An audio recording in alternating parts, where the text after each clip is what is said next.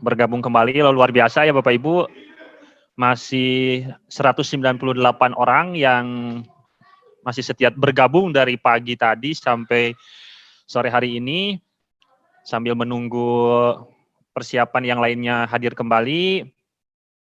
Silakan menyantap dulu makanan dan minuman yang telah disediakan masing-masing ya Bapak Ibu, karena kita online di sini.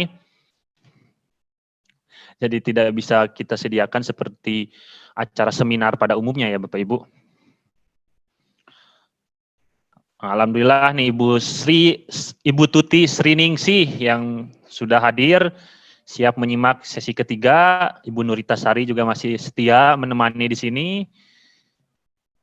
Lalu Pak Romel Bawole, dari mana Pak Romel? Ini masih setia di sini. Nah, sekarang kita menginjak ke pematerian yang ketiga. Jadi pematerian yang ketiga ini judulnya Kiat Sukses Menjadi Guru Berprestasi. Nah, akan disampaikan oleh salah satu guru berprestasi tingkat nasional ya Bapak Ibu pada tahun 2018 ya Pak Rudi. Pada tahun 2018 Pak Rudi berhasil menjadi guru berprestasi tingkat nasional, kategori guru SMK. Jadi sangat cocok sekali untuk webinar kita kali ini. Sudah siap ya Pak Rudi? Mangga, siap Pak Rudi. Ya. Bismillahirrahmanirrahim. Assalamualaikum warahmatullahi wabarakatuh. Kembali lagi Bapak Ibu di webinar nasional. Sekarang sudah menginjak ke sesi ketiga, sesi pematerian ketiga yang akan disampaikan oleh Pak Rudi Haryadi, STMPD. Materi yang akan beliau sampaikan yaitu tentang kiat sukses menjadi guru berprestasi. Nah, untuk mengefektifkan waktu, saya akan membacakan dulu CV dari Pak Rudi. Ya, saya akan share screen dulu.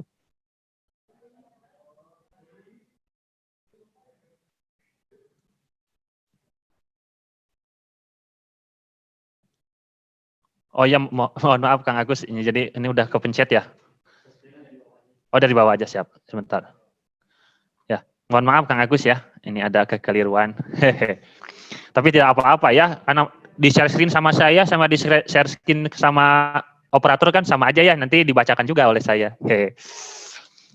Nah, sekarang kita akan bacakan, yaitu Pak Rudi Haryadi, tanggal lahirnya, tempat tanggal lahir di Garut, 24 Maret 1981, lalu pendidikannya, sekarang beliau menjadi guru di SMK Negeri 1 Cimahi. Pendidikan beliau dimulai dari SD Negeri Leles 1 Garut, jadi orang Garut asli ya, seperti Prof. Ade dan Ibu Isma juga asli orang Garut. SMP-nya SMP Negeri 1 Garut, dilanjutkan ke SMK Negeri 1 Cimahi. Oh, jadi beliau kembali ke alma maternya untuk mengajar ya Bapak Ibu. Selanjutnya D3 Teknik Elektro Unjani, S1 juga Teknik Elektro Unjani, lalu dilanjutkan pendidikan Akta 4 di Unisba, dan S2 Pendidikan Teknologi Kejuruan UPI. Nah, pengalaman kerja Pak Rudi ini pada tahun 2000 sampai 2001 menjadi Network Engineer di PT Pointer Indonesia, 2001 sampai 2004 Network Engineer juga di PT Jalawave Cakrawala. Nah, baru mulai 2004 sampai 2019 beliau beralih profesi ya, mungkin guru itu kan panggilan jiwa ya, memang orang-orang pilihan untuk menjadi guru. Pak Rudi pada 2004 mengikuti panggilan jiwanya untuk menjadi guru. Diawali karirnya di SMK TI Pembangunan Cimahi, dan dari 2004 sampai sekarang beliau menjadi guru di SMK Negeri 1 Cimahi.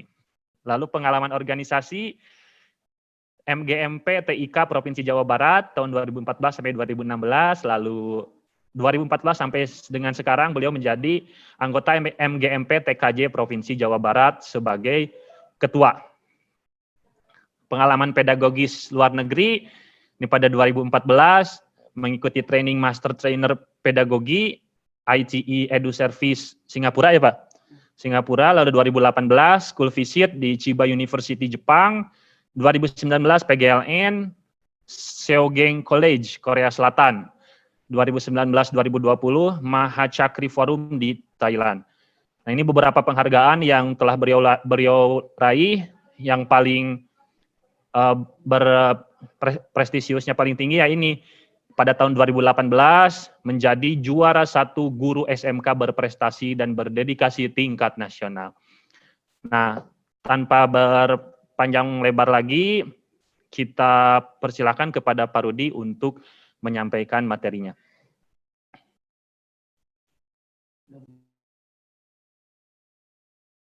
Sudah di-unmute, Kang Agus. Mohon di-unmute, Kang Agus.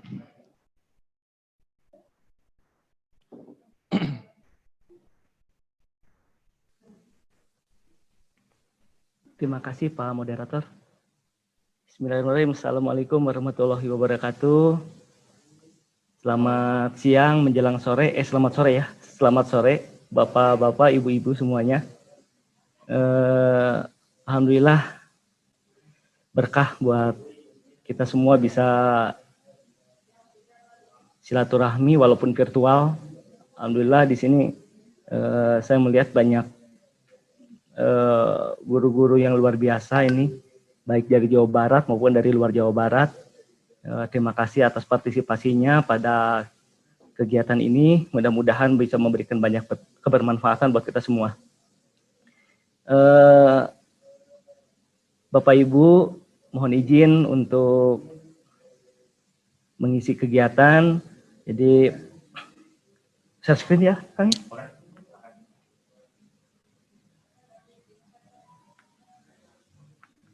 Jadi,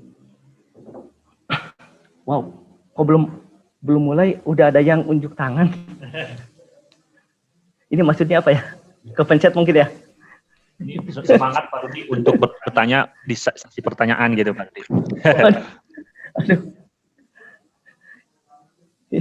Ini yang ya, saya teruskan. Mohon izin Bapak Ibu, tadi perkenalan sudah disampaikan oleh Pak Moderator. Insya Allah barangkali sore ini kita sharing saling mengisi, bukan untuk hal-hal yang kurang bermanfaat, tapi mudah-mudahan ini semuanya bisa menjadi berkah untuk kita semuanya dalam menambah keilmuan, dalam menambah pengalaman kita dalam menjalankan tugas pembelajaran, terutama bagi Bapak Ibu guru yang di SMK ataupun di jenjang pendidikan lain. Bapak Ibu, saat ini barangkali tadi disampaikan, saya alumni dari PTK S2 di UPI yang digawangi oleh Prof. Ade Ghaffar. Saat ini juga alhamdulillah saya melanjutkan doktoral di SPS UPI di PTK. Alhamdulillah saya di bawah bimbingan Prof. Ade Ghaffar. Mudah-mudahan banyak keilmuan yang bisa dikembangkan bersama. Baik, untuk materi yang kita coba diskusikan dalam sore ini, kiat sukses menjadi guru berprestasi, sebetulnya ini hal yang semua orang juga punya sebetulnya. Bahkan Bapak Ibu yang hadir di webinar ini juga banyak mempunyai kiat sukses yang lebih mumpuni dari saya. Tapi hal baik barangkali nanti bisa saling berbagi saja. Adapun yang bisa kami sharekan dalam sesi sore ini,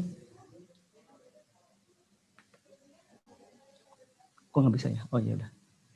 Nah, kita sebagai guru, barangkali Bapak Ibu di sini kebanyakan yang menjadi guru di SMK ataupun di luar SMK, mendapatkan tugas menjadi guru ini ada yang menerimanya ini sebagai tugas, gitu kan? Sehingga apa yang dibebankan itu menjadi satu kewajiban yang harus diselesaikan. Terlebih dari itu, banyak juga di antara kita semua yang menjadi guru itu bukan hanya sekedar tugas, bukan hanya menerima tugas, tapi juga menjadi sebuah hobi gitu ya. Hobi mengajar, hobi berdiskusi, hobi untuk berbagi, sehingga tergeraklah hatinya untuk menjadi guru gitu kan.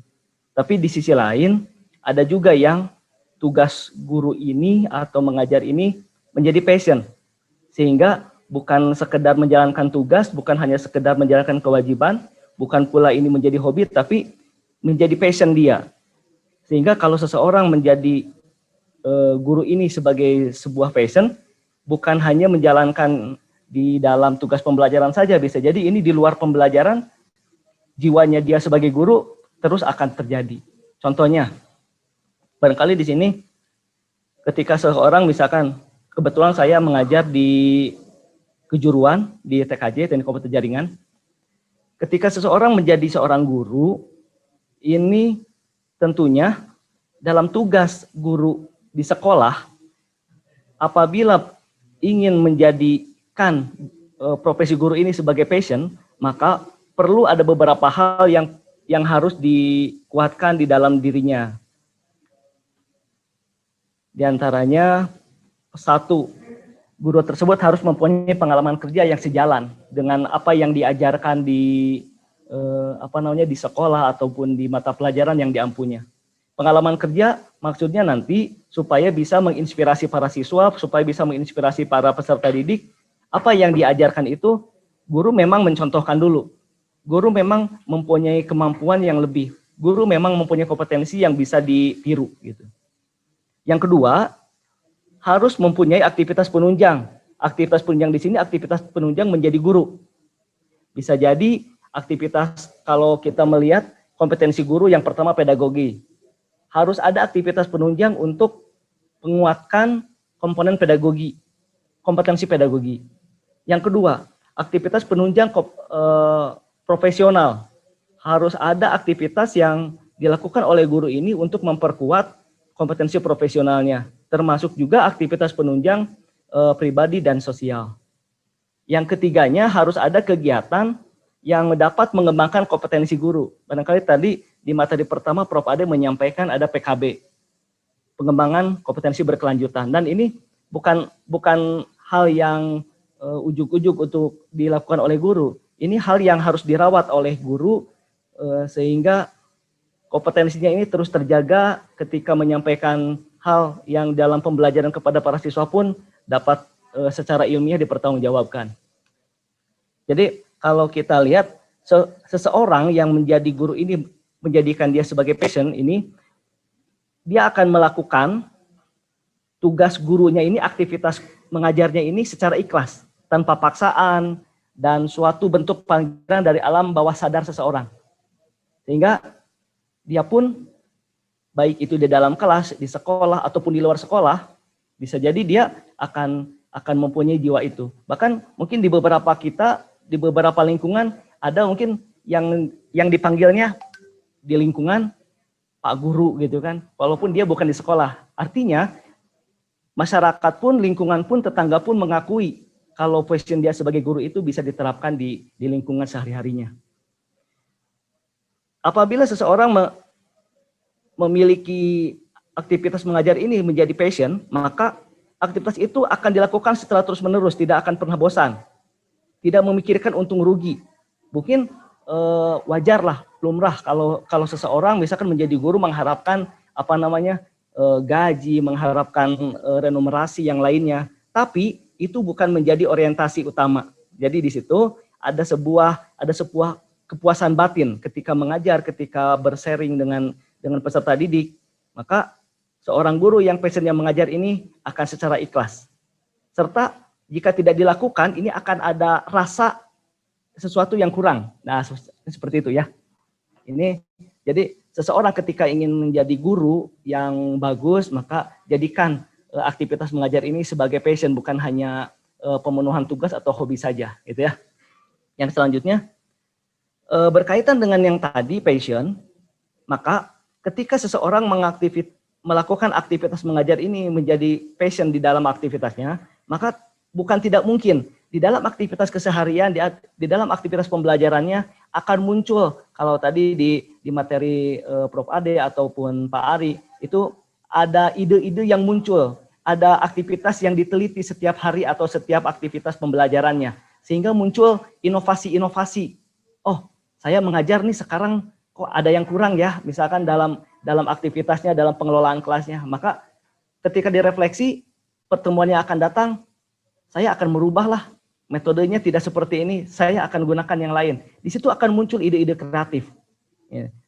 Lain halnya kalau misalkan seseorang menjadi guru itu hanya menjalankan tugas kewajibannya saja, maka datang ke kelas sesuai jam, sebelum atau yang bersangkutan kembali ke rumah dari kelas mungkin sesuai jamnya, asal kewajibannya terpenuhi saja. Kalau seperti itu barangkali akan jauh dari inovasi atau gagasan-gagasan untuk pengembangan.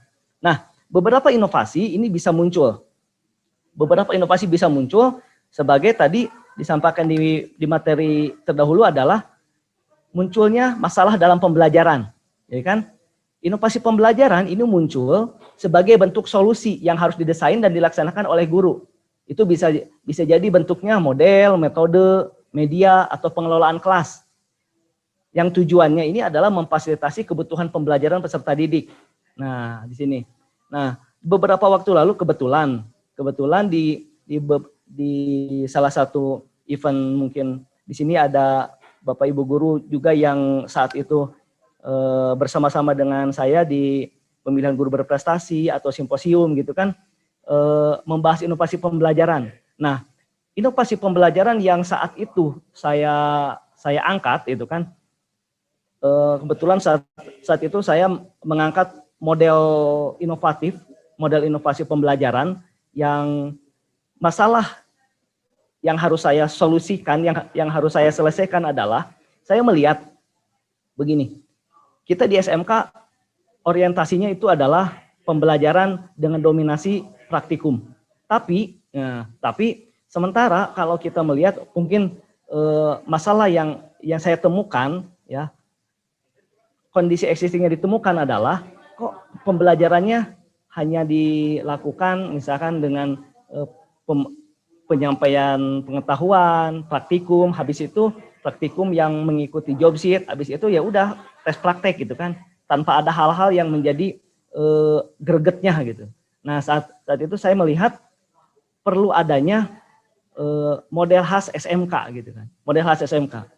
Kebetulan di beberapa waktu sebelumnya saya mengikuti kegiatan di kelas guru yang di situ membahas tentang inovasi model. Nah, mulailah saya coba riset kecil-kecilan gimana ya kalau misalkan penelitiannya atau modelnya ini dilakukan dengan berorientasi pada dunia nyata. Terus dipenuhi juga di situ dengan bagaimana pengetahuan itu disampaikan secara ilmiah, ada praktikum, ada unjuk kerja, dan diakhiri dengan refleksi. Hal tambahan lainnya adalah para peserta didik kita, generasi X, Z gitu kan, sekarang karakteristiknya lebih dekat dengan teknologi informasi, lebih dekat dengan gadget. Maka kebutuhan mereka dalam belajar pun harus difasilitasi sesuai dengan karakteristik aktivitas dari generasi Z ini. Di antaranya adalah penggunaan teknologi informasi, gadget, dan seterusnya. Sehingga pada saat itu saya membuat sebuah model inovasi pembelajaran, saya kasih namanya ini Peppermint gitu kan. Nah, kira-kira Peppermint itu ada 6 langkah, dan ada pengoptimalan fasilitas teknologi informasi. Jadi langkahnya itu yang pertama adalah penyampaian skenario kerja. Ini yang pertama. Jadi di tahap pertama ini dilakukan penyampaian kondisi kerja, terus eksplorasi pengetahuan, terus praktikum, performa dunia kerja. Setelah itu adalah penyimpulan dan penilaian dalam tahapan inquiry. Setelah itu dilakukan refleksi untuk melihat efektivitas pembelajaran yang dilakukan ini sampai sejauh mana. Selanjutnya ke depannya akan dilakukan pemanfaatan materi pembelajarannya seperti apa. Di bagian akhir, ini adalah pemanfaatan TIK dalam pembelajaran, yaitu internet. Nah, Bapak Ibu yang ingin lebih jelas tentang model inovasi ini, bisa nanti dilihat di gg.gg/peppermint. Ini sebetulnya hanya penyederhanaan saja URL dari URL YouTube yang cukup panjang gitu kan, supaya agak mudah gg.gg/peppermint. Nah, tentunya di sini Bapak Ibu Guru juga pasti punya inovasi pembelajaran, baik yang berkaitan dengan model, berkaitan dengan metode, berkaitan dengan media, pengelolaan kelas, dan seterusnya. Tentunya hal ini perlu dipastikan kalau inovasi yang Bapak Ibu buat itu ada dasarnya, ada masalahnya. Masalah apa yang ingin diselesaikan? Kalau tadi di pembahasan materi di narasumber terdahulu, jangan sampai tulisan atau penelitian yang kita lakukan itu mengikuti gagasan-gagasan penelitian yang sudah dilakukan sebelumnya, sehingga di sini tidak muncul inovasinya, tidak muncul hal kebaruannya begitu. Nah, dari inovasi yang Bapak Ibu punya, mari kita teruskan, mari kita kembangkan terus, sehingga kita bisa terus untuk menghasilkan inovasi-inovasi yang dapat meningkatkan aktivitas pembelajaran untuk meningkatkan mutu peserta didik kita. Nah, hal berkait dengan inovasi pembelajaran, nah ini, setiap aktivitas, setiap inovasi yang kita punya, sebaiknya bukukan. Ya, sebaiknya dibukukan. Dibukukannya itu, barangkali kalau tadi ada Bapak Ibu yang memasukkan masalah pembelajaran ini sebagai topik dari penelitian tindakan kelas, PTK, silahkan gitu kan. Atau tadi juga ada yang bertanya, bagaimana kalau gagasan atau masalah dalam pembelajaran ini mau dimunculkan dalam bentuk R&D, silahkan. Hanya di sini yang paling penting adalah apapun inovasinya, hendaknya ditulis, hendaknya dibukukan, hendaknya didokumentasikan, sehingga dapat menjadi referensi yang bagus untuk kebermanfaatan ke depannya. Nah, di sini apa manfaatnya ketika kita menuliskan inovasi? Ketika kita menuliskan pengembangan-pengembangan atau solusi-solusi yang dilakukan dari pembelajaran yang kita lakukan. Tentunya, tadi disampaikan di materi sebelumnya, kita akan mempunyai bank data, gitu kan? Kita akan mempunyai bank data. Kalau tadi Prof. Ade menyampaikan, kalau kita mempunyai banyak gagasan, kalau kita mempunyai banyak hasil penelitian kelas, jadi ketika ada masalah, ketika ingin mengangkat PTK, itu tinggal mengambil saja atau dikompilasikan mana yang menjadi solusi terbaik. Nah, seperti itu. Nah, best practice yang dibuat itu tentunya harus memenuhi beberapa hal.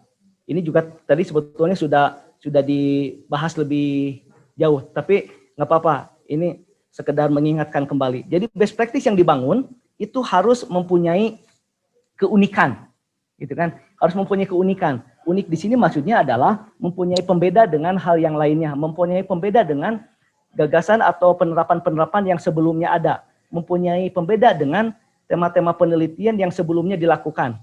Jadi unik, gitu kan? Unik. Yang kedua, memenuhi tingkat originalitas, original. Jadi kalau kata kuncinya best practice yang kita lakukan, inovasi yang kita lakukan harus unik dan original.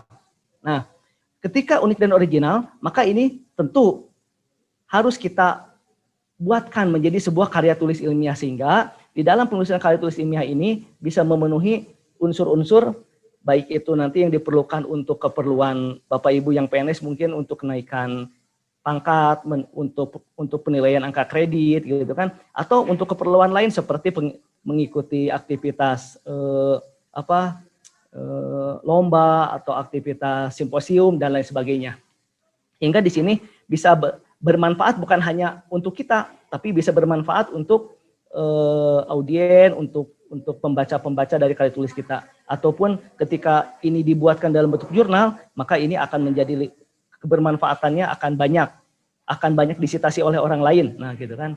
Nah, karya tulis ilmiah yang memenuhi unsur unik dan original apabila ingin dimuatkan akan diikut sertakan gitu kan, akan diikut sertakan dalam aktivitas penilaian angka kredit atau untuk aktivitas lain gitu kan, harus memenuhi beberapa hal. Setidaknya di sini pertama yang harus dipenuhi itu adalah sistematika penulisan dari karya tulis ini harus sesuai dengan panduan yang telah ditentukan untuk masing-masing aktivitas.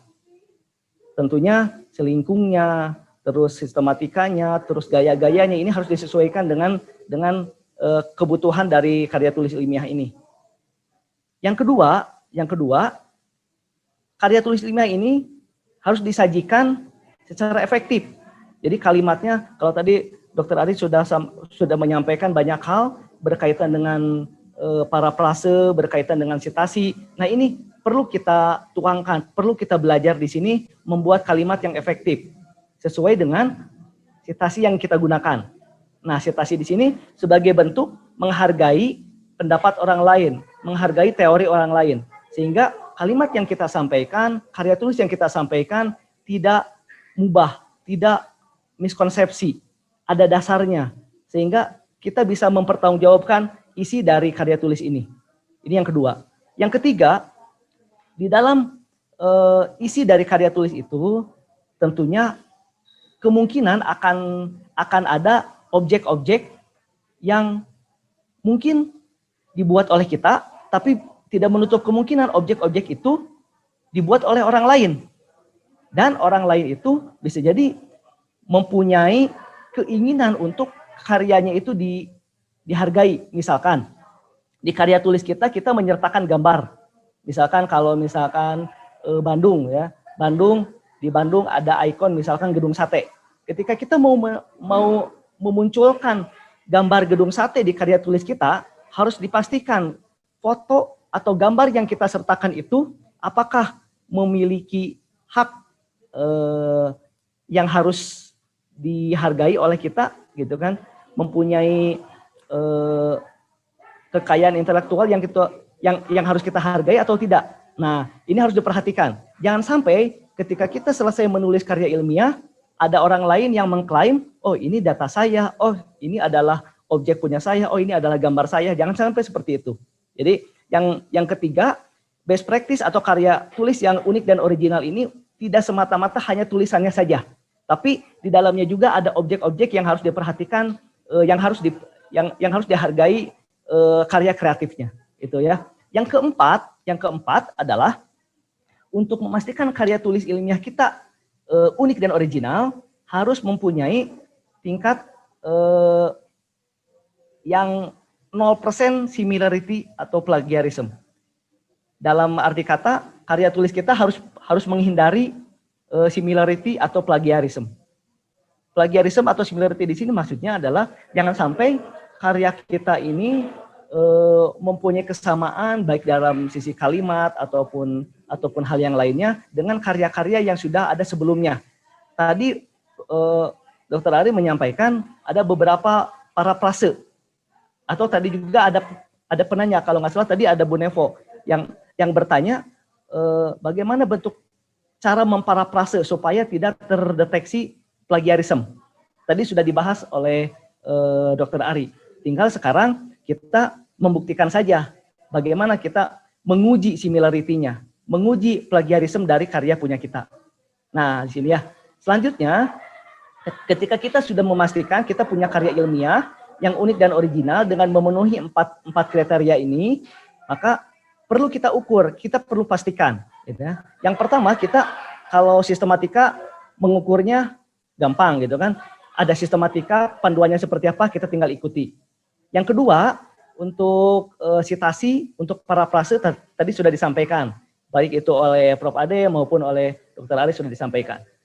Saya sekarang ingin menyampaikan bagaimana menghargai, memperhatikan common kreatif dan menghindari similarity atau plagiarisme ini, gitu kan?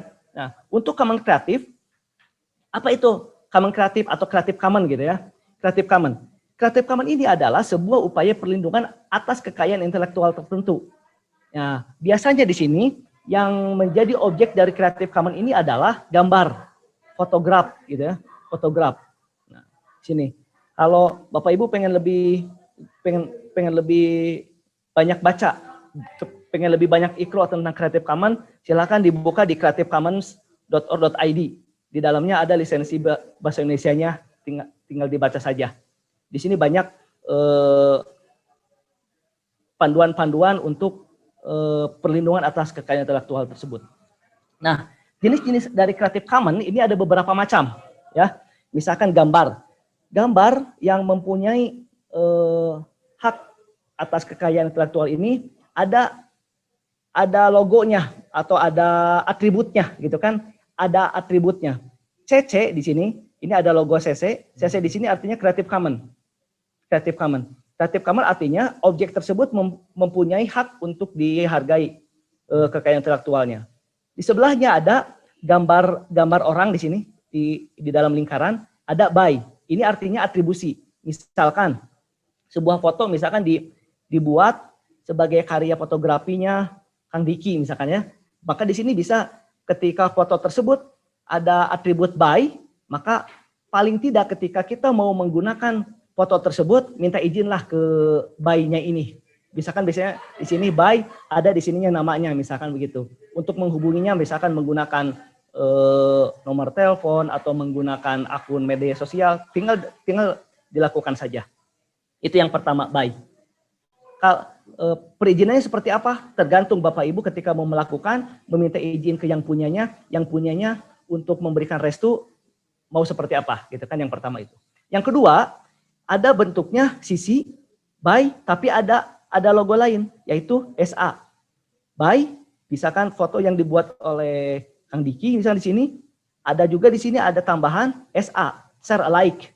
Share alike di sini artinya objek tersebut mempunyai atribusi kepunyaan siapa dan boleh, gitu kan, boleh Bapak Ibu menggunakan objek tersebut. Tapi, nah di sini ada tapinya, berbagi serupa. Ketika digunakan tidak boleh melakukan perubahan sekecil apapun.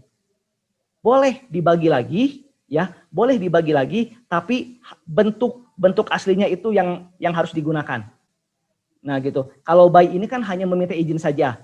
Kalau share alike ini ketika meminta izin boleh dibagikan lagi. Misalkan Bapak Ibu punya web, nah di web itu pengen mencantumkan lagi gambar yang dibuat oleh Kang Diki, silakan tinggal atribusinya ini diselesaikan dan berbagi serupanya ini tidak boleh ada perubahan sama sekali. Yang ketiga, ada CC by, ada ND. ND ini adalah no derivs. No derivs. Atribusinya harus dilengkapi, harus diikuti. Terus di sini tanpa turunan. Tanpa turunan di sini, misalkan begini. Misalkan gambar gedung sate. Gambar gedung sate itu misalkan di bagian atas satenya itu ya, misalkan satenya itu ada 5 misalkan ya. Misalkan karena Kang Diki lahirnya tanggal 6 misalkan, mau ditambahin 1 biji gitu kan. Nah itu nggak boleh. No derivs gitu ya. No derivs. Tidak boleh ada tidak boleh ada penambahan dari yang aslinya gitu ya. Tidak boleh menggunakan turunannya lagi gitu. Di gambar tersebut tidak boleh ada pengembangan lagi begitu. Yang ketiga, CC by NC. NC ini adalah non komersial. Atribusinya harus dihargai, tapi di sini ada NC, no komersial. Boleh, misalkan Bapak Ibu diberikan izin oleh Kang Diki untuk menggunakan, tapi tidak diperkenankan untuk mengkomersialkan. Nah di sini ada CC by NC. Yang kelima, ada atribusinya by NC SA. Ya ini tinggal ditambahkan saja. Atribusinya ada, terus tidak boleh dikomersialkan, terus ketika mau dibagikan harus sama dengan yang aslinya. Gitu. Jadi kalau misalkan mau dijual, misalkan gambarnya, tentu itu tidak boleh. Bahkan turunan dari gambarnya, misalkan gambar itu ada di webnya dibuat berbayar, kalau di dalamnya ada NC itu tidak boleh juga dilakukan, gitu ya. Jadi bukan hanya si gambarnya, tapi turunan dari gambar itu, misalkan ada webnya, maka webnya itu pun harus mengikuti ke aturan Creative Commons ini. Yang keenam, ada CC by NCND. Jadi ini gabungan, atribusinya harus dihargai, tidak boleh komersial dan tanpa turunan. Mungkin seperti itu. Ini untuk Creative Commons. Nah, apabila kita memiliki objek, nah sekarang kita balik. Bagaimana Pak kalau misalkan kita mempunyai foto tapi pengen daftarkan Creative Commons-nya. Nah, ya. Bapak Ibu barangkali bisa mengikuti alur di sini yang dibuat oleh Greens. Nah, saya perbesar aja. Kelihatan nggak diperbesar? Oh, masih loading ya? Oke. Ya. Nah, ini Bapak Ibu bisa dilihat nanti di sumbernya di Creative Commons di web yang tadi ya. Di web yang tadi ini ada lisensi Creative Commons mana yang tepat untuk karyamu. Misalkan Bapak Ibu punya foto, punya karya fotografi ingin di Creative Commons kan. Kita pilih dari 6 itu mana yang cocok. Nah, kita tinggal memenuhi aja pertanyaan berikut. Karya Anda ini, misalkan karya Bapak Ibu ini harus diberi kredit untuk pembuatnya atau tidak? Kalau ya, oke, nanti kita tindak lanjuti dengan Creative Commons. Tapi kalau tidak, maka kalau tidak ini menjadi public domain. Contohnya gimana? Contohnya, Bapak Ibu mempunyai media sosial, Facebook, Instagram gitu kan.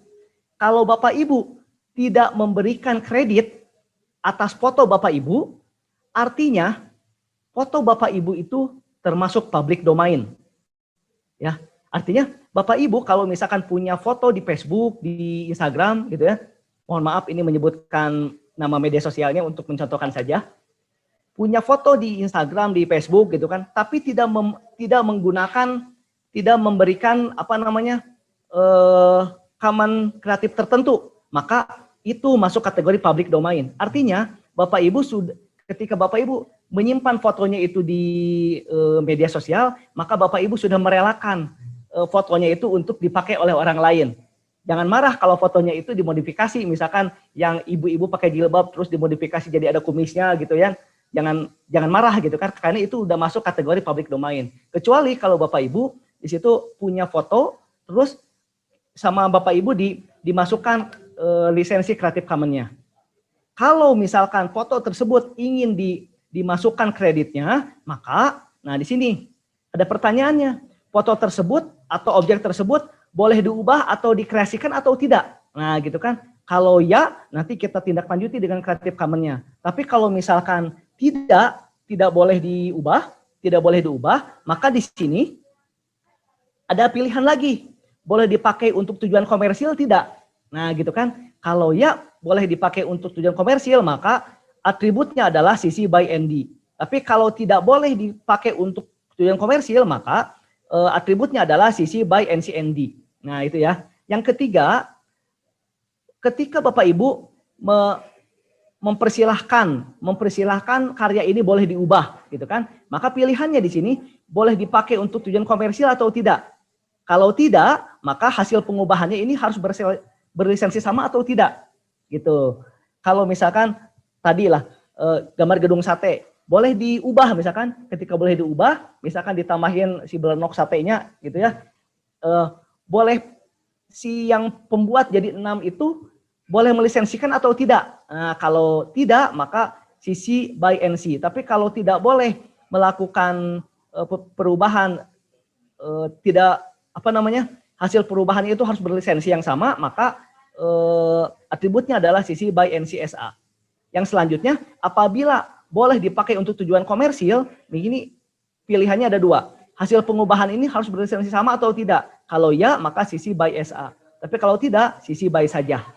Jadi CC by saja ini maksudnya apabila fotonya boleh dirubah, boleh dipublikasi, boleh diapakan saja, gitu kan. Tapi tidak usah berlisensi, cukup memenuhi dengan by saja, gitu ya. Nah, kita di sini.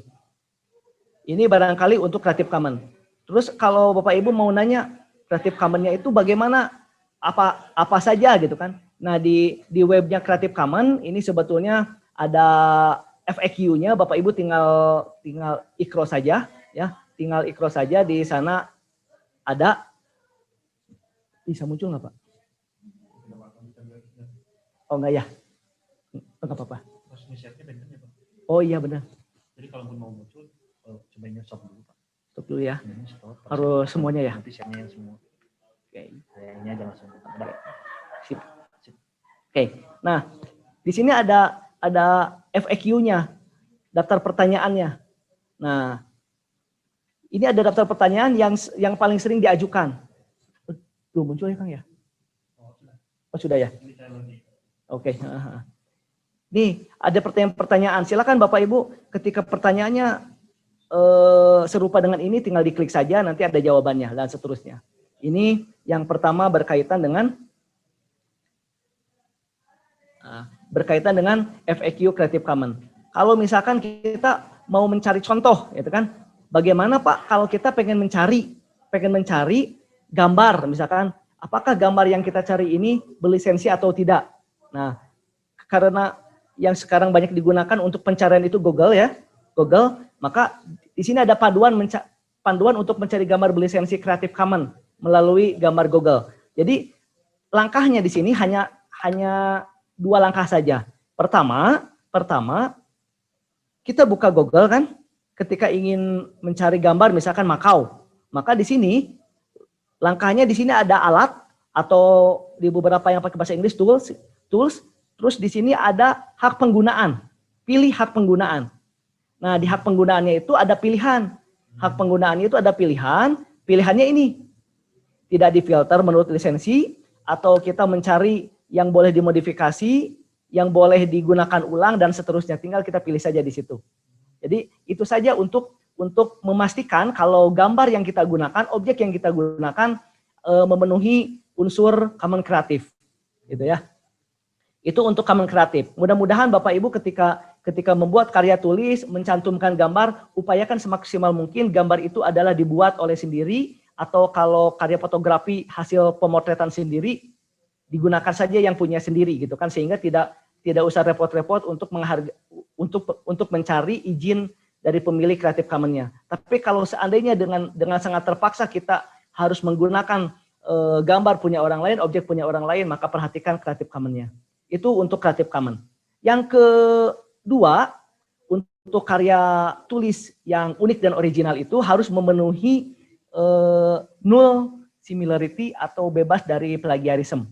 Nah, similarity check ada istilahnya. Similarity check itu di sini kalau kita kalau kita ambil dari beberapa tools ya, sebetulnya tools untuk ngecek similarity atau plagiarisme itu banyak ya. Mau yang online, mau yang offline, mau yang online juga banyak gitu kan. Ini saya contohkan dari salah satu tool aja, dari salah satu web smallseotools.com. Di situ ada plagiarism checker. Nah, di sini apa itu similarity check? Similarity check adalah sebuah jasa yang disediakan oleh Crossref dan didukung oleh Authenticate. Similarity check ini yang memberikan penyunting alat yang ramah pengguna untuk mendeteksi plagiarisme. Nah, di sini ya.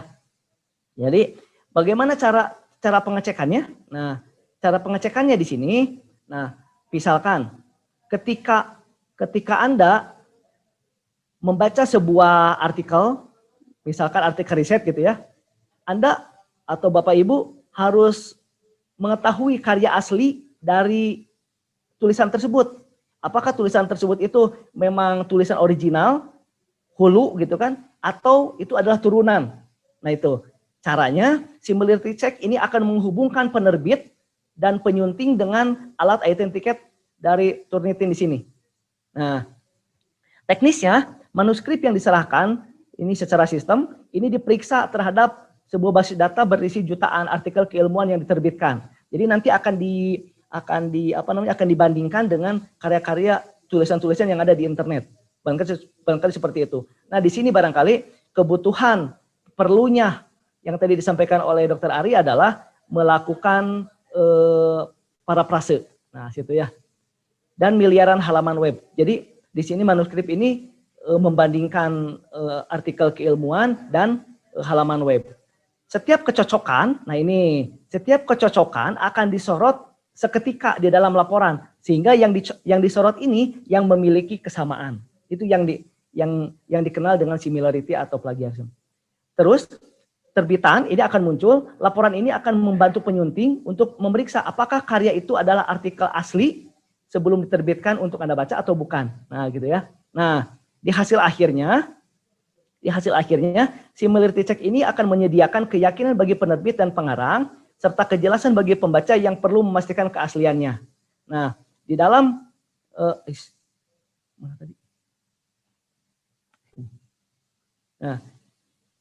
ketika Bapak Ibu melakukan pengecekan similarity, misalkan di sini pakai small seotools.com, maka di sini tampilannya akan seperti ini. Kita nanti cobakan ya. Hasilnya 100% dicentang ini artinya 100% dari karya yang dimunculkan atau tulisan yang dimunculkan itu diperiksa. Nah, di sebelah sini ada plagiat dan unik. Nah, tulisan yang bagus adalah kalau 100% unik, 0% plagiat. Nah, di sini. Akan tetapi kalau karya seperti ini 69% plagiat, 31 unik, tentunya Bapak Ibu sudah bisa menerka lah bagaimana kualitas dari tulisan ini. Nah, di sini kalau kita mau uji cobakan, kita coba.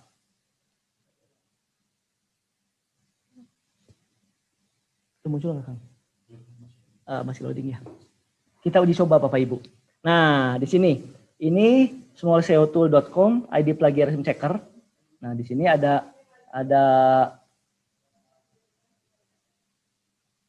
informasi cek plagiarisme untuk menggunakan pendeteksi plagiarisme online ini, harap salin dan tempelkan konten Anda di kotak di bawah ini, nanti di sini. Klik tombol biru besar bertuliskan cek plagiarism. Nanti di bawah ada tombol birunya. Nah, di sini cek plagiarism gitu ya. Lalu tunggu. Kalau di sini kan lalu duduk dan lihat artikel Anda dipindai untuk menemukan konten duplikat. Boleh Bapak Ibu tuliskan di sini, misalkan tulis di sini misalkan Bandung Lautan Api. Misalkan begitu. Atau Bapak Ibu unggah file yang dimiliki oleh Bapak Ibu. Di sini kebetulan aplikasi ini membatasi hanya 1000 kata per pencarian. Misalkan kita contohkan, ambil satu contoh tulisan.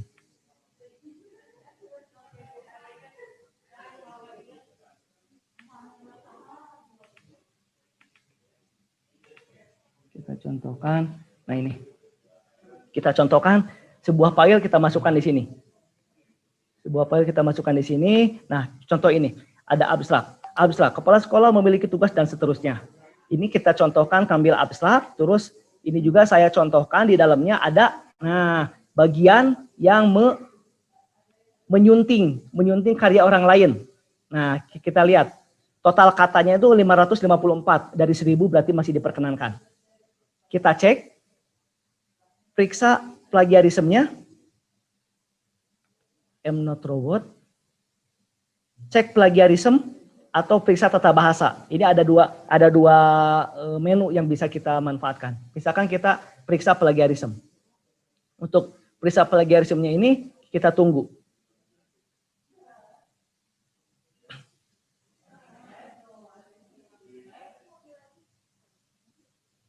Bentar.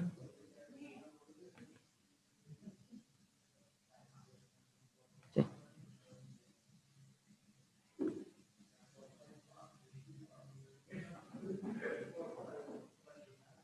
Captcha verification file.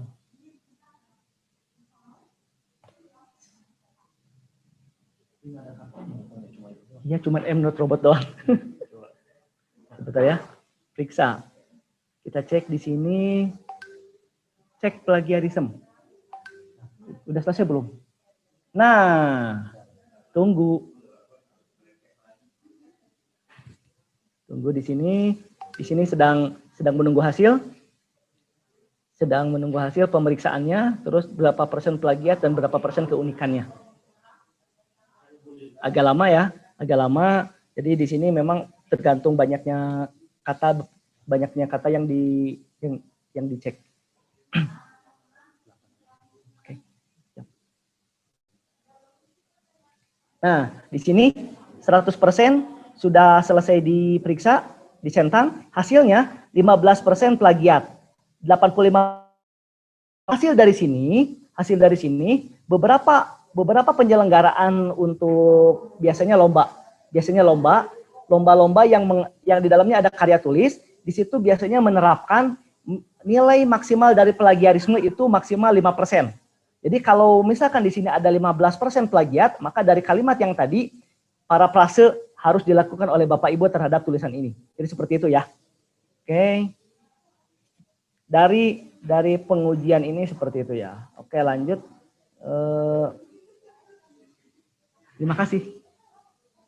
Jadi barangkali seperti itu untuk menyajikan karya tulis yang unik dan original. Seperti itu mungkin Kang Diki, barangkali ada lanjutannya.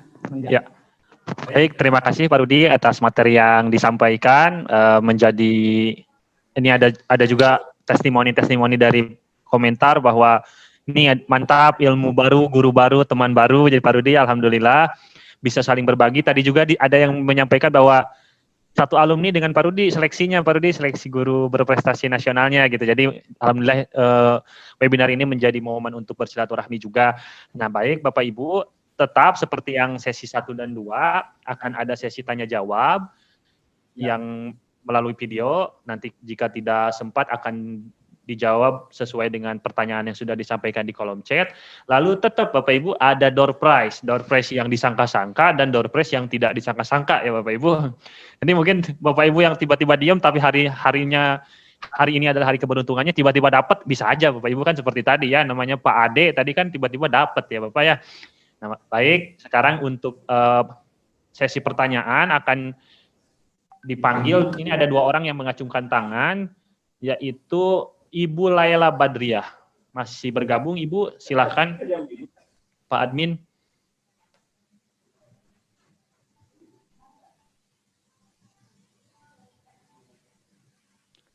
Ibu Laila Badriah masih bergabung.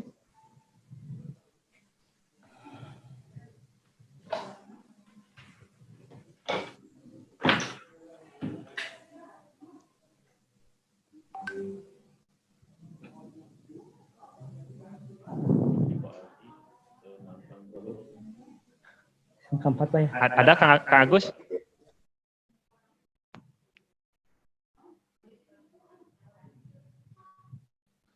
Atau mungkin sambil menunggu Bu Laila Badriah, tadi Pak Ridwansyah sudah. Sekarang Pak Nevo Syahar yang di raise hand Pak Agus.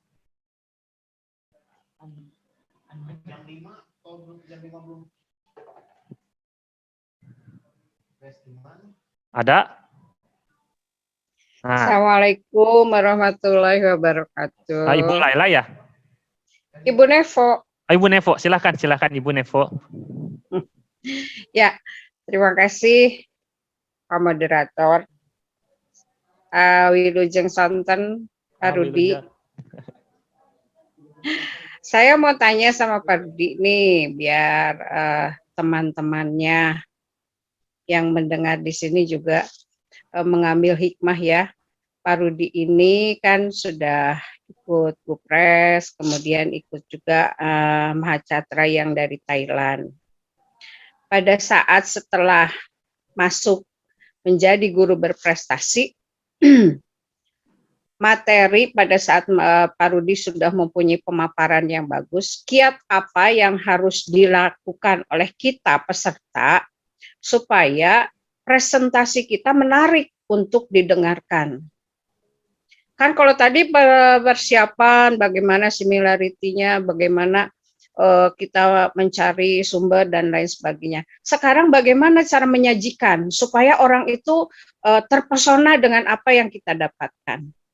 Mungkin itu saja. Terima kasih. Assalamualaikum warahmatullahi wabarakatuh.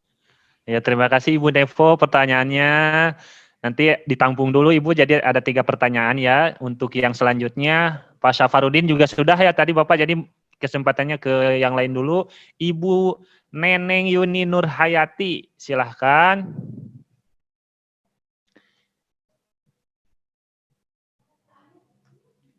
Silakan Ibu pertanyaannya.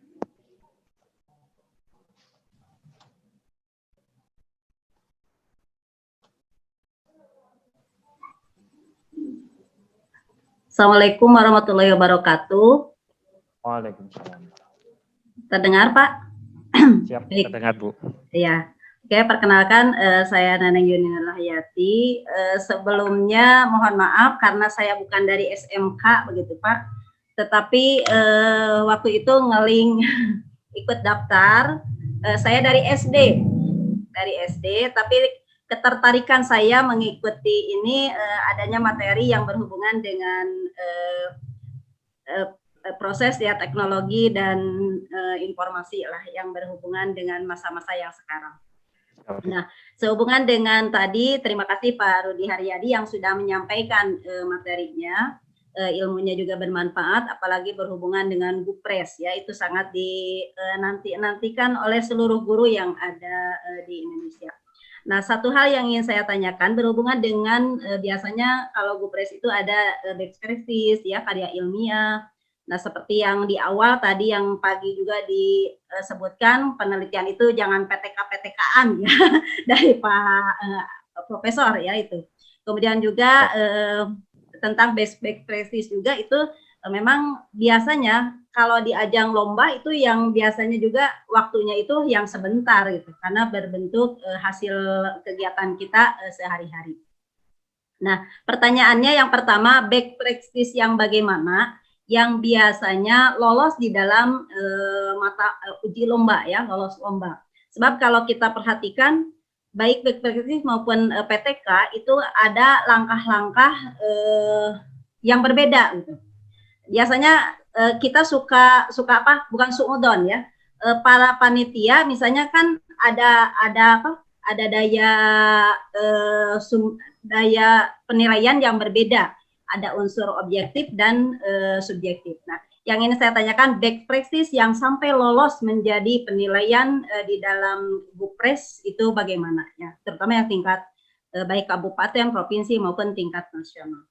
Mungkin itu yang ingin saya tanyakan, tips sukses menjadi Gupres melalui best practice atau artikel-artikel yang karya ilmiah yang lain. Itu saja, terima kasih. Assalamualaikum warahmatullahi wabarakatuh. Ya, terima kasih Ibu Neneng. Pertanyaannya jadi membuka lagi tips and trick ya. Tadi mungkin masih belum detail. Nah, mungkin pertanyaan dari Bu Neneng akan mendetailkan persiapan yang perlu dilakukan ya, Bu. Nah, ini satu orang lagi yang raise hand itu Ibu Nita Andriani. Silahkan Pak Agus.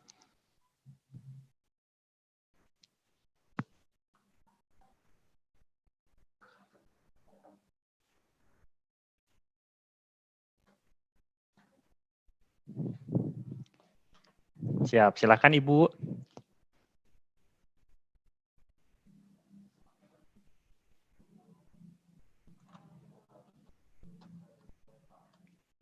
Masih mute ya, Bu?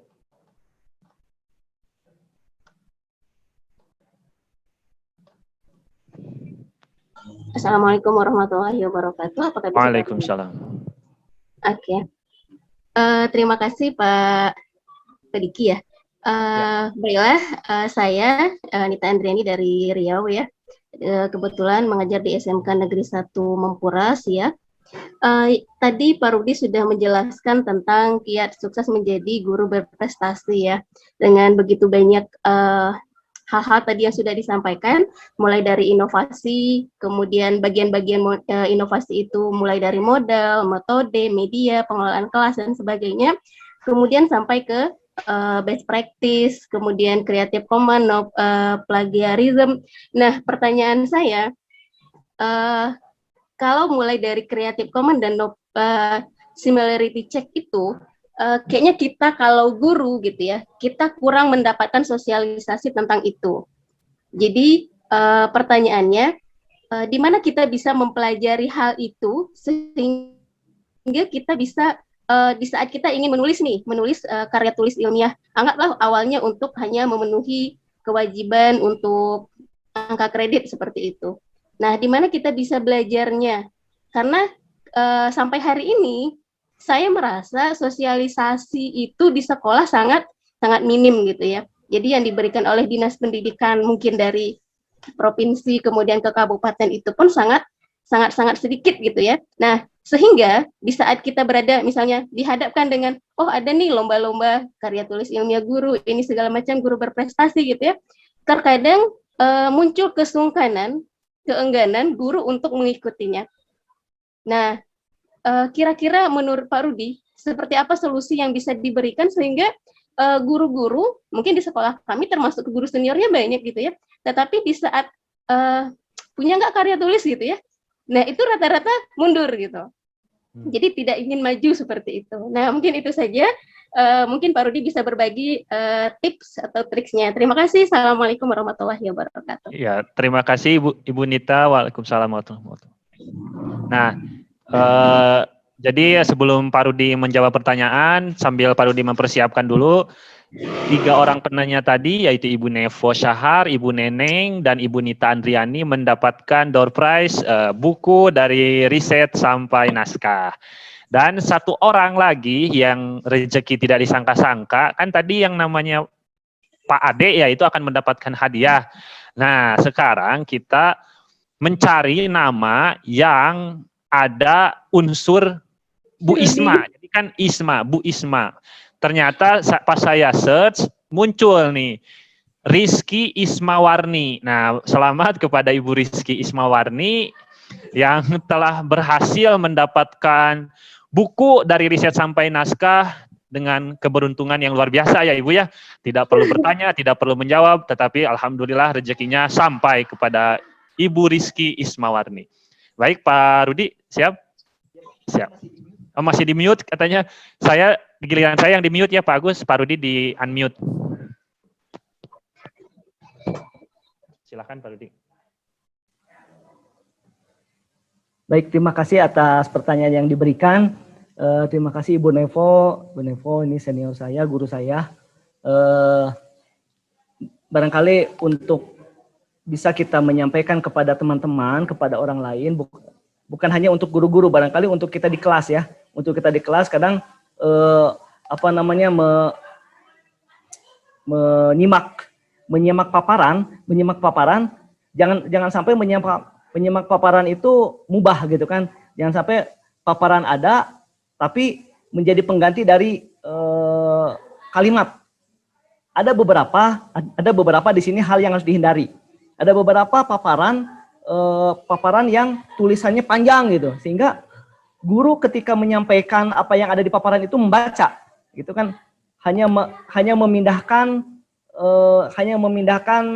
bacaan yang asalnya dari buku menjadi ke paparan atau ke PowerPoint gitu ya. Itu hindari. Jadi jangan sampai yang dimunculkan itu secara detail kalimat. Nah, namanya juga PowerPoint kan, pointer-pointernya saja yang dimunculkan. Itu yang pertama.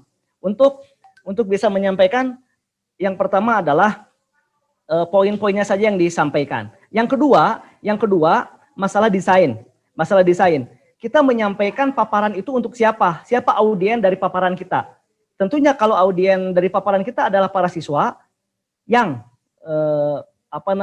dunianya ceria gitu kan, dunianya ABG gitu kan, warna-warnanya itu warna-warna yang ya merah kuning hijau gitu kan. Nah, itu harus disesuaikan audien, ketika audiennya ini siswa. Yang kedua, ketika audiennya mungkin teman-teman sejawat kita, ini sesuaikan desainnya ya. Jangan sampai misalkan kalau audiennya para siswa yang inginnya ceria, kita kasih yang terlalu serius gitu, nanti malah jadinya ngantuk gitu kan. Itu yang kedua, masalah desain. Yang ketiga adalah hindari hal-hal yang tidak penting dari paparan kita. Ada beberapa desain yang banyak tambahannya, misalkan ada animasi burung terbang gitu kan.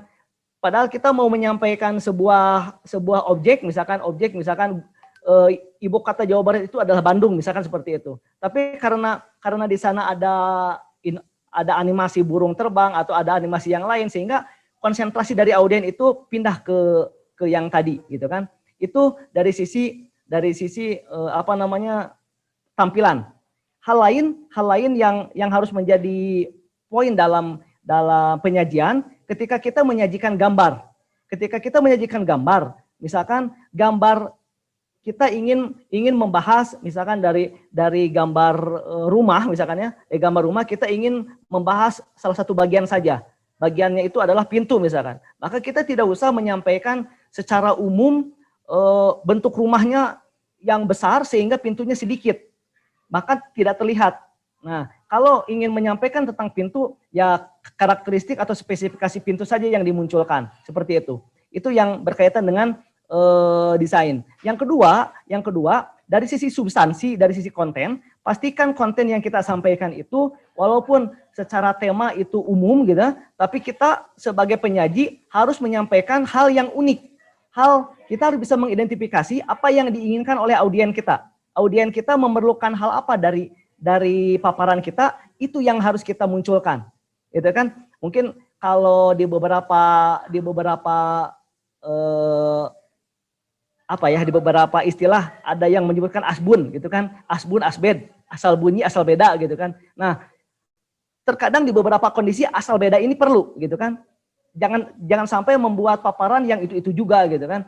Ya, contohnya lah misalkan kalau saya misalkan menyampilkan yang tadi disampaikan oleh Pak Ari kan mungkin Bapak Ibu juga ngantuk gitu kan. Itu mah udah dibahas tadi. Sehingga ketika tadi barangkali Prof ada menyampaikan, Dokter ada menyampaikan, saya harus mencari apa nih hal-hal yang beda yang sekiranya audien ini tidak merasa jenuh. Nah, hal seperti itu. Sehingga apa yang diinginkan oleh audien, mungkin hal-hal baru itu perlu diangkat. Hal-hal baru, inovasi-inovasi itu perlu diangkat.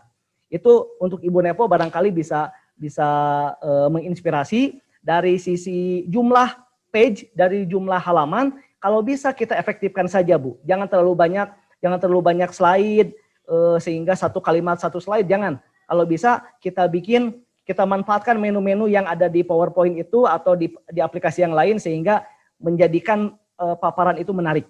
Itu mungkin Bu Nevo. Yang kedua, untuk Ibu Neneng Nur Hayati, terima kasih Ibu Neneng Nur Hayati, ini dari SD, cuman dari SD mana ya Kang?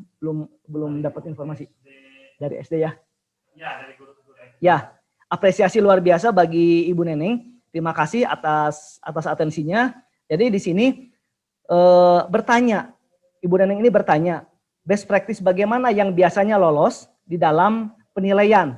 Nah, kami SD Pelangi Bandung, Pak. SD Pelangi Bandung ya. Oh iya, di SD Pelangi Bandung. Di SD tentunya inovasi untuk bisa memunculkan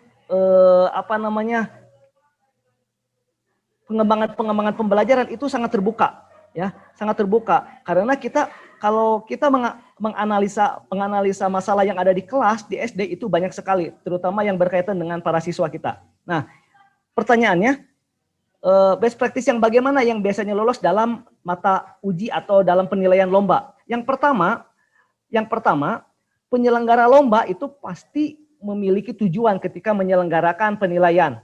Maka yang harus diperhatikan adalah apa yang diinginkan oleh penyelenggara lomba, itu yang harus kita ikuti.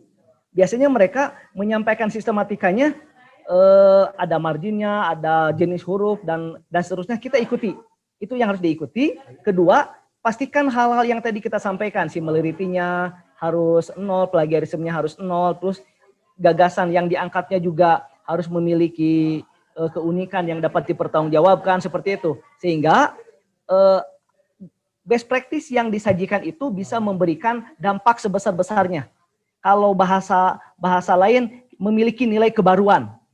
Jangan sampai tulisan yang disampaikan itu iya mah udah kemarin dibahas, udah dibahas di event yang lain. Jangan sampai seperti itu. Sehingga jangan sampai melihat isinya, membaca judulnya aja sudah malas gitu kan. Nah, barangkali seperti itu. Ya, jadi yang lolos dalam penilaian intinya adalah apa yang diinginkan oleh penyelenggara ikuti. Baik itu sistematika, komponen-komponen penilaian. Misalkan begini, ada jumlah halaman. Misalkan penyelenggara itu menyampaikan jumlah halaman maksimal 12 lembar. Ikuti saja itu, Bu. Jangan sampai, ini kan harus didetilkan. Bolehlah kalau misalkan jadi 13, jangan. Jadi kalau diminta 13 ya 13, kalau diminta 12 ya 12 gitu kan. Terus komposisi isi juga persentasenya diperhatikan. Ketika di situ ada hal yang menguatkan dan hal yang melemahkan, misalkan ada keunggulan dan kelemahan. Misalkan ibu ingin menyampaikan apa keunggulan dari gagasan ibu. Gagasan atau keunggulan itu harus lebih banyak dibanding kelemahan. Gagasan muatkan sebanyak-banyaknya. Kelemahan kalau bisa tidak ada, gitu Bu. Itu yang akan dilihat oleh orang lain. Hal ketiga adalah dampak dari best practice. Best practice yang ibu lakukan, gagasan yang ibu lakukan sudah berdampak belum? Kalau berdampaknya hanya untuk ibu saja, tentunya ini yang akan menjadi aneh di dalam penilaian. Kalau ibu bisa memunculkan, ini loh dampak dari best practice saya, ini loh dampak dari model saya, anak siswa saya, peserta didik saya bukan hanya mendapatkan ilmu, tapi ternyata misalkan mendapatkan prestasi, bisa berwirausaha, bisa mandiri, dan lain sebagainya, itu bisa dimunculkan sebagai tambahan di dalam penilaian. Itu untuk Bu Neneng Nurhayati. Ketiga, untuk Ibu Nita Andriani.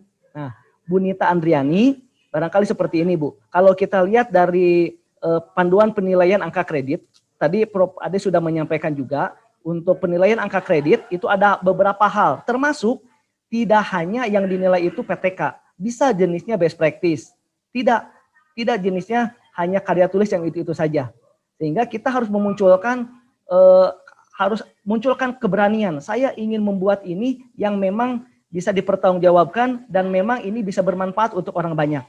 Nah, bagi ibu, barangkali ibu bisa menjadi penggerak di sekolah ibu bisa menjadi motor di sekolah ibu dulu deh yang mengadakan. Ayo guru-guru kita mengadakan kegiatan sharing bersama yuk tentang bagaimana menulis, bagaimana meningkatkan common kreatif, bagaimana kita menghindari similarity, bagaimana menciptakan gagasan yang bisa diteliti dan seterusnya. Seperti itu Bu. Jadi solusi biar karya tulis itu dibuat oleh guru-guru, ya mungkin kalau tadi disampaikan mulai dari hal yang kecil deh, gitu kan. Jangan dulu kita mencari hal besar yang perlu diselesaikan dalam penelitian di sekolah, tapi hal-hal kecil kita coba gali di dalam pembelajaran, perlu apa, perlu ditingkatkan apa, dan seterusnya. Jadi jangan dulu melihat ke orang lain, kalau dalam lingkup sekolah, ibu dulu deh yang memulai. Nah, seperti itu, Bung. Barangkali seperti itu, Pak. Ya, terima kasih, Pak Rudi. Semoga jawaban dari Pak Rudi cukup menjawab, tapi belum memuaskan, biar Bapak Ibu terus menggali materi tentang apa yang ditanyakan barusan. Oh ya, mohon maaf masih di mute ya. Terima kasih Pak Rudi atas jawabannya. Semoga Bapak Ibu tidak puas ya. Saya harapkan tidak puas karena biar menggali lagi lebih dalam, akhirnya bisa menjadi lebih terampil menulis artikel ilmiah untuk selanjutnya. Masih ada waktu 15 menit lagi. Jadi Bapak Ibu, barusan saya dapat pesan dari panitia. Jadi Bapak Ibu menuliskan kesan-kesan ya Pak Rik? Ya, kesan-kesan mengikuti webinar ini, nanti kesan-kesan yang disampaikan yang terbaik menurut Bu Isma dan Pak Ade akan mendapatkan door prize gitu ya. Dan untuk pertanyaan, kesan-kesan dulu aja ya Pak Ari ya. Siap-siap Kang Agus memilih ya. Pak Ade dan Ibu Isma siap-siap untuk memilih kesan-kesan terbaik nih. Berapa orang? 3 orang ya Bapak? Ya Ibu ya? Ya silakan Bapak Ibu memberikan kesan-pesan terbaiknya setelah mengikuti webinar ini.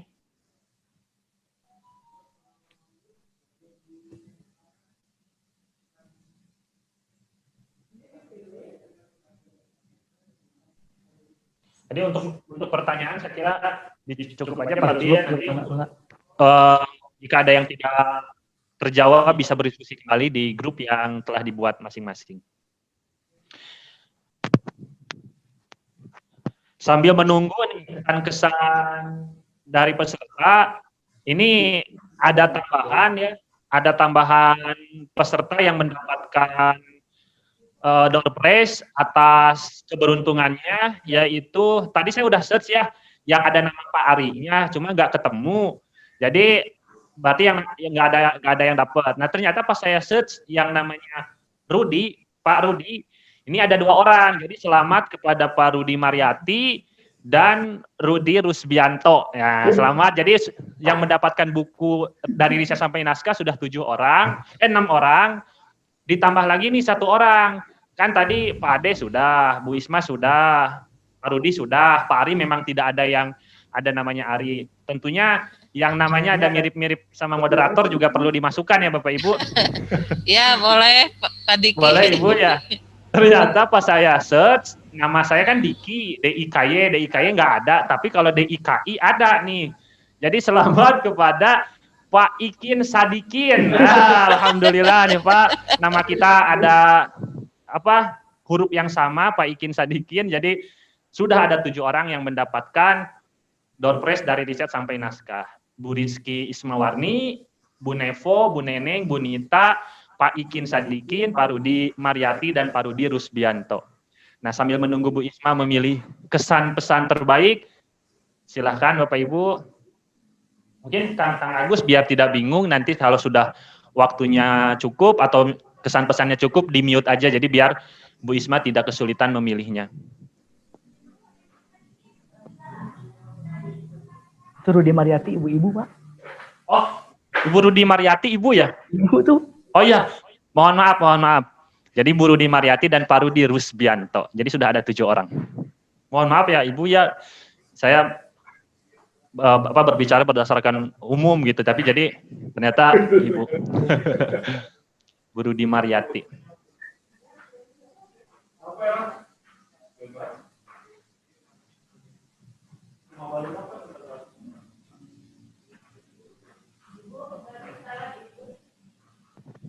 Di Ternate sudah malam dan hujan. Ya, sudah Pak Ari. Sudah tercatat, maksudnya sudah di ini.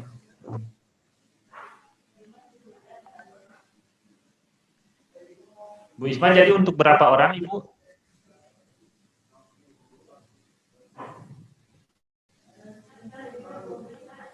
Mohon. Ya. Pak Diki untuk ini bisa 3. Prof Ade silahkan. Saya milih yang ini. Yang mana, Ibu? Jakarta Ibu Kota Indonesia. Naik beca ke sana kapan sampainya. Webinar ini sungguh luar biasa. RPI teruslah berjaya. Wah. Dari Huda MN. Muhammad Nur Huda. Selamat Pak Huda. Ini keberuntungan kembali menghampiri Pak Huda. Pak Hudanya ada.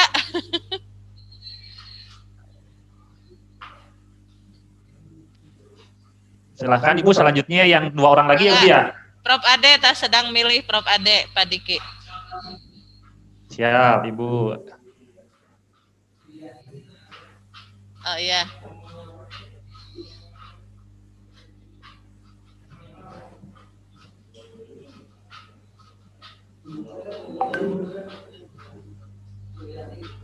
Siapa?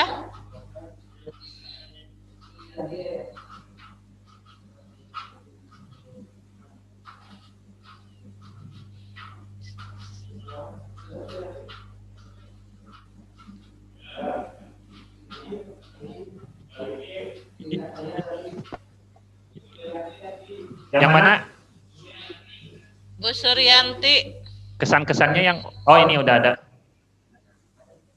Bu Suryanti. Ininya apa?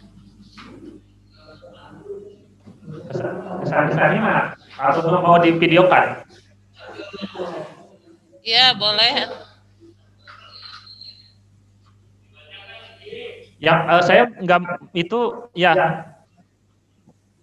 chatnya nggak muncul kalau di saya ini teh.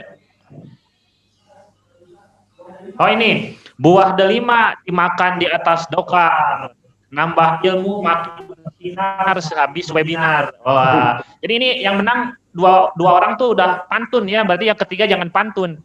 Terima kasih pemateri dan panitia, kata Bu Suryanti. Oh ya, mohon maaf.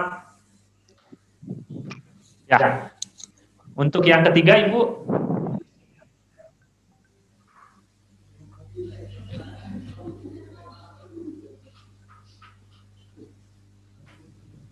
Bu.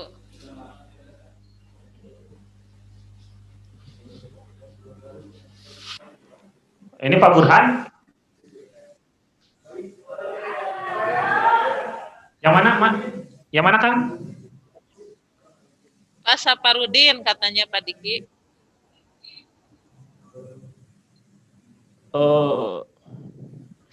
Belum Jadi kelihatan nanti yang lain. di layar saya, Bu.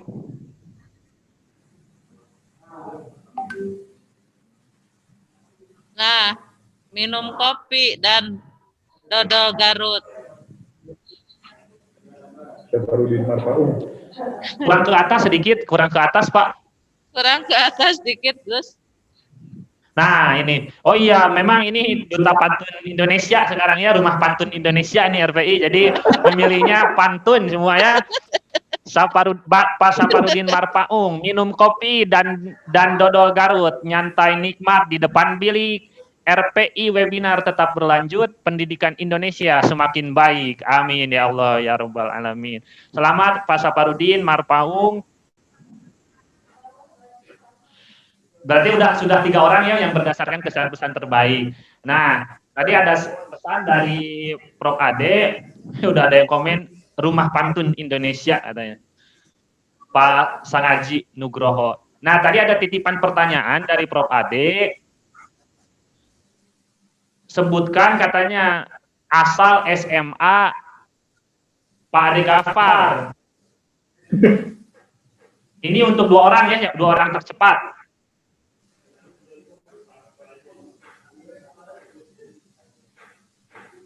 Sebentar, Bung. SMA Tarogong Garut.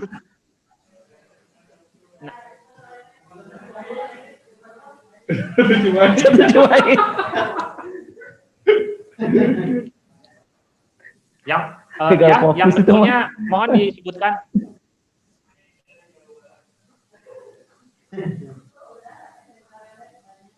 Siapa yang betulnya? Oh ini Madian Herdiana ya? Ya, dan Madian Herdiana mendapatkan tumbler dan juga Pak Maman Suherman ya. Oh tuh Pak Dian Herdiana katanya gurunya Wildan juga tergabung di RPI, Wildan Arasid. Nah, untuk pertanyaan selanjutnya, titipan juga dari Pak Ade, mohon sebutkan nih peserta yang paling jauh 2 orang. Jadi jangan ngaku-ngaku jauh, tapi ternyata dekat ya. Ini benar-benar yang paling jauh 2 orang. Silahkan.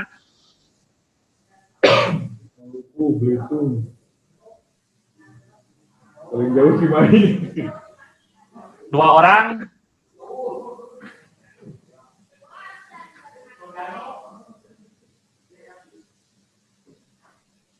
Sumedang, Ibu Eis dari Sumedang.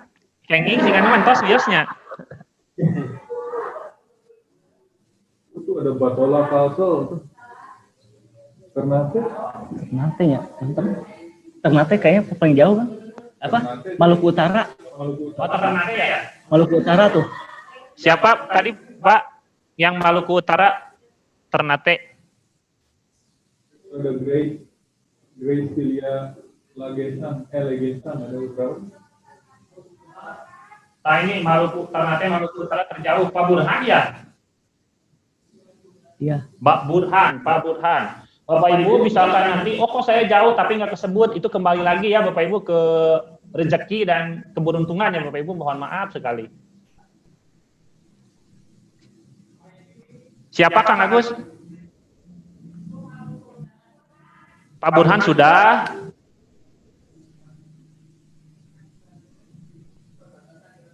Pekanbaru ya, mau di Pekanbaru ya, kita masukkan aja ya.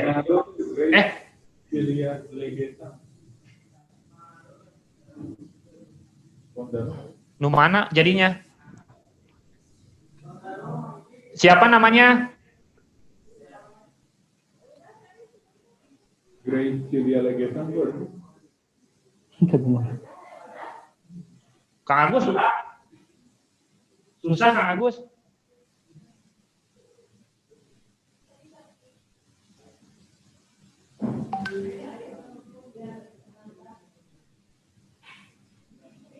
Bu,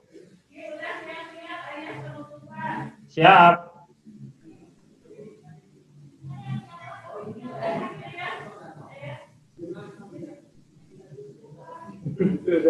Jauh dari hati. Ya, Ternate ini Pak Samsuri ya, Pak Samsuri sudah. Alhamdulillah Pak Samsuri Aditya. Nah, mungkin Bapak Ibu dicukupkan sekian karena keterbatasan waktu, jadi sudah ada pemenang 10 buku dan 4 buah tumbler karena memang waktunya sudah mendekati jam 5 sesuai dengan jadwal kita jam 5 harus sudah penutupan dan doa. Mungkin saya ucapkan terima kasih kepada Bapak Ibu yang telah hadir di webinar kali ini. Semoga materi yang disampaikan menjadi manfaat, bisa diterapkan di kehidupan sehari-hari sebagai guru. Lalu untuk selanjutnya akan ada kata-kata penutup, Ibu. Ya, untuk selanjutnya sebagai kata-kata penutupan webinar ini kepada Prof. Ade dipersilahkan.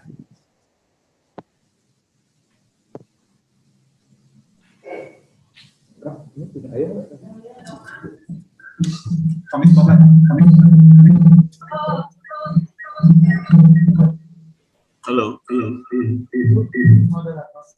Ya, sudah terdengar Pak Diki? Sudah, Prof. Sudah. Ya, Assalamualaikum warahmatullahi wabarakatuh. Alhamdulillah Bapak Ibu sekalian, terima kasih atas partisipasinya dari pagi sampai sore dengan setia menyimak dan menikmati kegiatan webinar terampil menulis artikel ilmiah. Saya selaku panitia dan juga narasumber mengapresiasi setinggi-tingginya kepada Bapak Ibu sudah setia ya mengikuti kegiatan ini. Mudah-mudahan materi yang diberikan oleh para narasumber ini memberikan manfaat lebih bagi Bapak Ibu, dan mudah-mudahan Prodi Pendidikan Teknologi dan Kejuruan SPS Universitas Pendidikan Indonesia juga Rumah Publikasi Indonesia bisa terus mengawal, bisa terus berkontribusi bagi kemajuan guru SMK di Indonesia. Insya Allah ke depan kita juga akan lebih spesifik lagi memberikan penguatan-penguatan kompetensi bagi Bapak Ibu. Kita senantiasa meminta masukan dari Bapak Ibu yang paling urgent untuk bisa disampaikan kepada Bapak Ibu materi tentang apa. Silakan nanti disarankan kepada panitia. Sekali lagi, terima kasih atas partisipasinya. Semoga Bapak Ibu sehat semua. Mudah-mudahan kita bisa bertemu lagi dengan melalui kesempatan webinar yang lain. Itu saja mungkin dari saya. Terima kasih Pak Diki atas bantuannya, juga Pak Rudi dan Pak Ari atas materi yang luar biasa. Juga para guru-guru hebat Indonesia, guru-guru SMK, semoga tambah jaya, tambah maju untuk kemajuan pendidikan kejuruan Indonesia. Terima kasih. Wassalamualaikum warahmatullahi wabarakatuh. Waalaikumsalam warahmatullahi wabarakatuh. Ya, dengan sebelum ditutup, pesan dari panitia untuk kita foto bersama dulu ya. Silakan Kang Agus dikondisikan.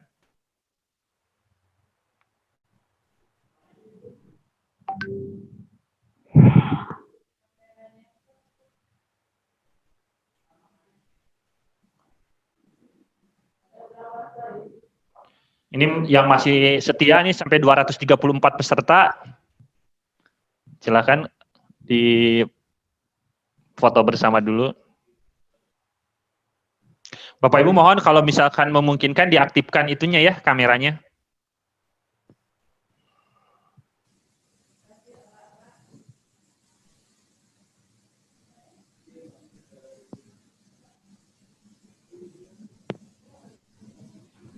Nah, Bapak Ibu kalau misalkan memungkinkan bisa diaktifkan kameranya. Tidak apa-apa Pak Gusti Adriana, maaf kameranya buri, kata tidak apa-apa Pak, yang penting tetap setia sampai akhir ya Pak ya. Bapak, masih ada pantun-pantun yang berseliweran nih di kolom komentar. Bandung Lautan Api, kalau ke Bandung jangan lupa mampir ke UPI karena ada RPI.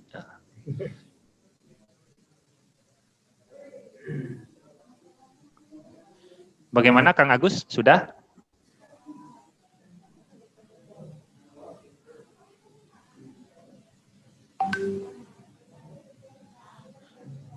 Kang Agus sudah ya?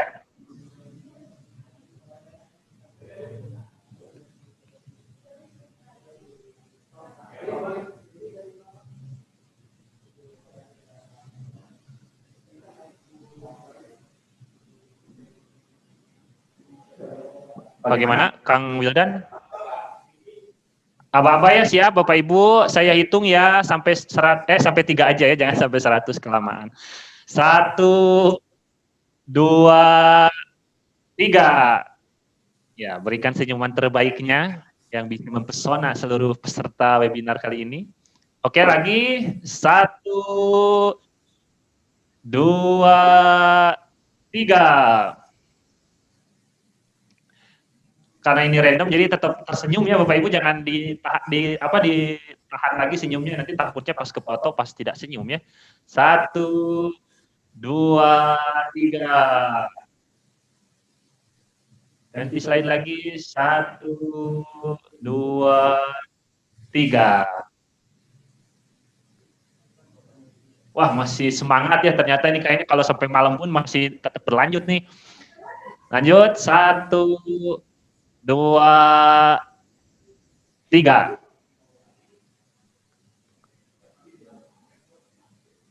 Nah, lagi.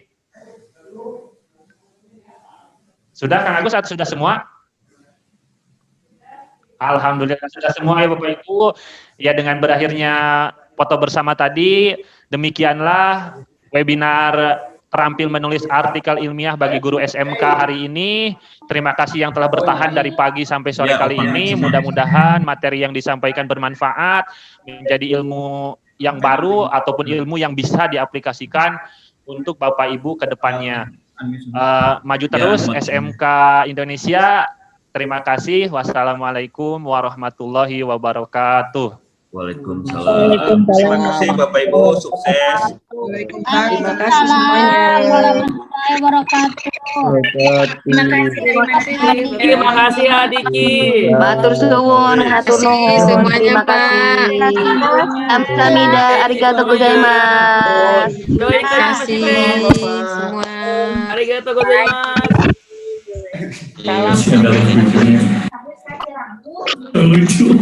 Ditunggu hadiahnya Pak. Kiriman hadiah. Terima kasih. Terima kasih Bapak Ibu. Terima kasih Bapak Panitia semuanya. Terima kasih. Sebenarnya hadiahnya Pak. Konfirmasi hadiah lewat grup ya Pak. Benar cita-cita pengen jadi moderator.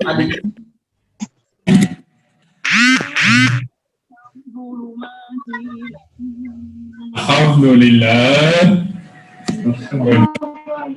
Titip ya Pak. Nanti dulu yang nikmatin nanti nggak usah mulai mainkan saja tadi ya Pak udah. Pas bisa jadinya